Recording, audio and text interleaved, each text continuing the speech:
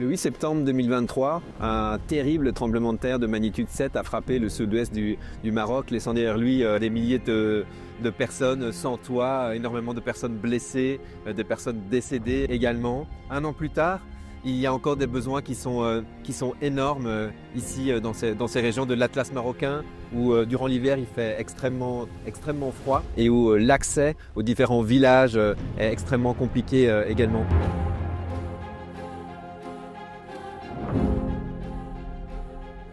والليله فاش داز الزلزال واحد الليله اللي هي عاشوا فيها الناس رعب وديك الساعات انا ذاك ما كنتش في الدوار ربما الاتصال ديال الوالديه كنت كنهضر معاهم ابيل فيديو تقطع صافي قلت واش ماتوا واش بقاو في الحياه انا براسي دابا فقدت الامل في الحياه دابا غير كنسمع شي كاميو او شي رموك داز في شي بلاصه كنقول صافي راه رجعت ثاني الليله ديال الزلزال وعشت انايا كفاعل جمعوي في المنطقه ما عشت غير الظروف ديال هذا الدور وانما عشت ديال الدواوير كامله تقريبا ديال تيزينتاس ما كنا كنعسوا ما كناش كناكلوا الماكله ما بقيناش كناكلوا.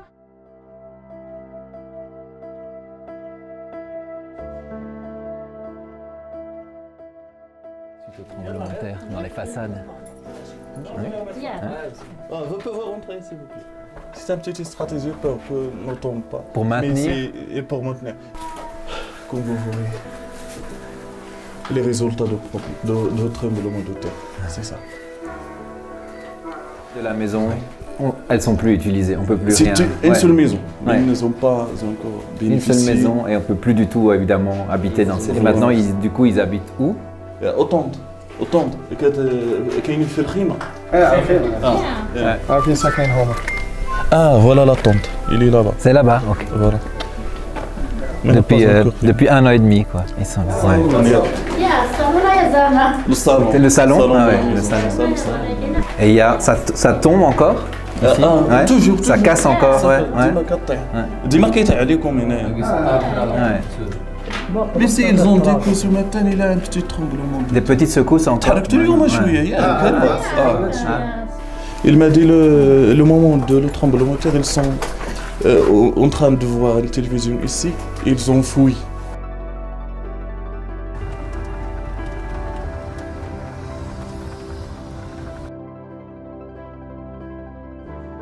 On est ici devant un entrepôt qui est loué par le Croissant-Rouge marocain pour entreposer toute une série de produits, de matériel qui sont destinés à être distribués dans les villages qui ont été touchés par le tremblement de terre il y a de ça maintenant plusieurs mois.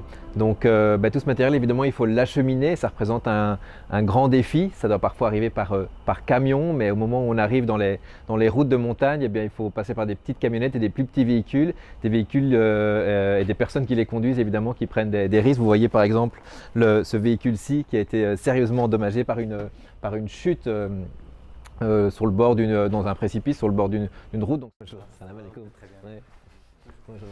Et là, c'est voilà, les TSU, les Transitional Shelter Units, on peut voir ici. En fait, c'est comme une tente améliorée. Voilà. D'accord, et c'est en quel matériel? Donc on voit ici, c'est ce qu'il y a dedans, donc on a la structure, voilà. Le sol ici que vous amenez, c'est ça, toiture? Ouais, c'est des panneaux en plastique avec un cadre en acier. Voilà. D'accord, et les dimensions ici d'une tente comme celle-ci? C'est un système qui est quand même génial parce que normalement c'est pour une famille. Alors 5 personnes jusqu'à 8 personnes, mais on peut ajouter et faire le lien entre deux pour avoir un plus long. Alors on fait ça en continu. D'accord. Voilà, normalement c'est pour une famille. On peut les assembler pour que ça devienne un logement ou une salle de classe, etc. Voilà. Juste pour aussi un espace communautaire, parce que ça, évidemment, il y a ça comme besoin souvent aussi.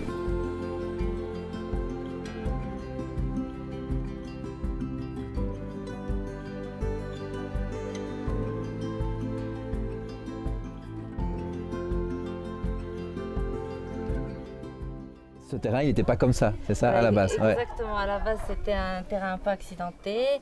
Donc avec l'aide de la communauté et l'équipe Abri, on a dû d'abord en amont travailler le terrain pour ensuite pouvoir installer les modules. Ah oui, c'est ça, on a plani. Et alors ce qui est incroyable, c'est qu'ils se réapproprient le lieu. Ils en font, on a déjà vu dans les abris, ça devient une vraie salle de classe, mais ici ça devient aussi comme une petite école. Exactement. Ouais. Avec, On peut aller jeter un coup d'œil. Ouais.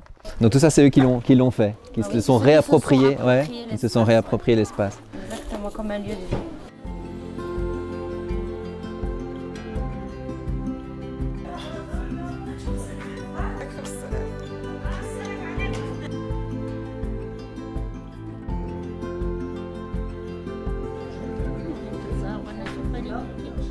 الغذائية الماكلة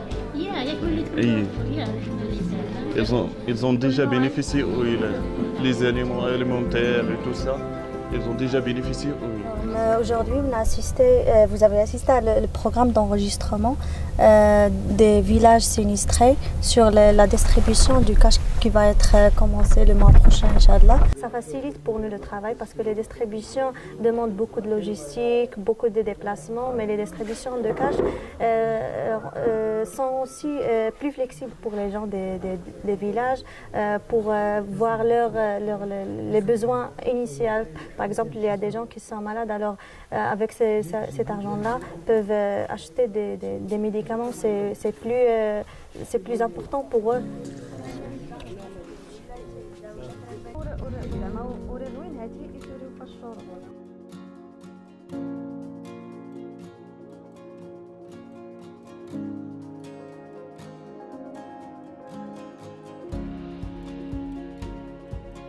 Pourquoi c'est si important de faire attention quand on va comme ça proposer une assistance à une population qui a été affectée par une catastrophe comme le tremblement de terre. Quand on aborde une communauté, de façon globale, dans notre réponse, que la communauté soit au centre, non seulement en l'associant dans les prises de décision, mais en l'impliquant dans tout le processus de ce qu'on fait. Nous, on va juste venir, leur expliquer qu'est-ce qu'on veut faire, discuter avec eux, être transparent sur les informations qu'on va collecter.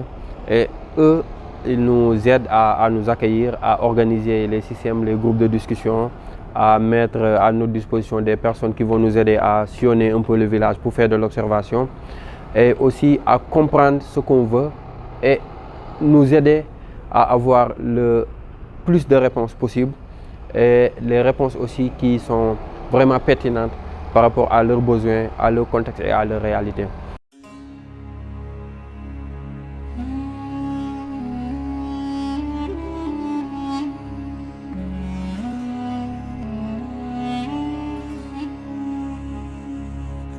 L'hiver arrive, on est même dedans. Aujourd'hui, il y a encore un beau soleil, mais les nuits sont extrêmement froides. Elles pourront l'être encore plus dans les semaines à venir.